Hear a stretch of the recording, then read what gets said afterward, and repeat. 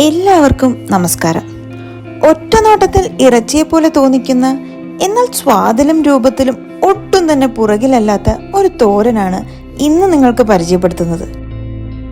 കടച്ചക്ക അഥവാ ശീമച്ചക്ക വറുത്തരച്ച തോരൻ. ഇവിടെ ഞങ്ങൾ കടച്ചക്ക എന്നാണ് കേട്ടോ പറയാറ്. ചക്കയുമായി രൂപത്തിൽ സാമ്യമുണ്ടെങ്കിലും രുചിയിലും ഘടനയിലും ഇവൻ വ്യത്യസ്തനാണ്. അപ്പൊ നമുക്കുണ്ടാക്കിയാലോ? കടച്ചക്ക ചെറിയ കഷ്ണങ്ങളായി നുറുക്കി 2-3 തേങ്ങാക്കൊത്തുമിട്ട് അല്പനേരം കറ കളയാനായി വെള്ളത്തിലിട്ട് വെക്കുക. ആ സമയം കൊണ്ട് അരപ്പിന് വേണ്ട സാധനങ്ങൾ തയ്യാറാക്കാം.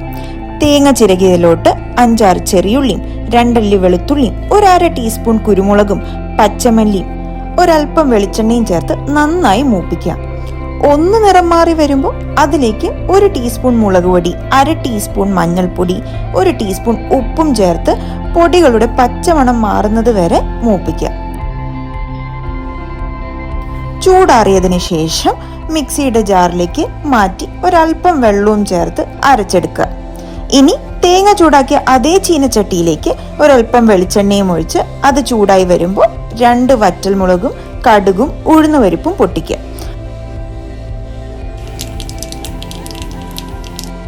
അതിലേക്ക് നമ്മൾ ഉണ്ടാക്കിയ അരപ്പും കൂടെ ചേർത്ത് കഷ്ണങ്ങളായി നുറുക്കി വെച്ച കടച്ചക്കയും ചേർത്ത് നന്നായി കൂട്ടി യോജിപ്പിച്ച് ഒരൽപ്പം വെള്ളം ചേർത്ത് 10 മിനിറ്റ് മൂടി വേവിക്കുക.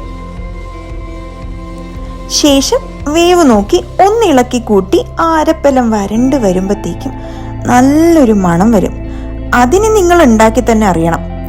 അപ്പോൾ നല്ല ഒന്നാന്തരം വറുത്തരച്ച കടച്ചക്കത്തോരൻ തയ്യാറായി.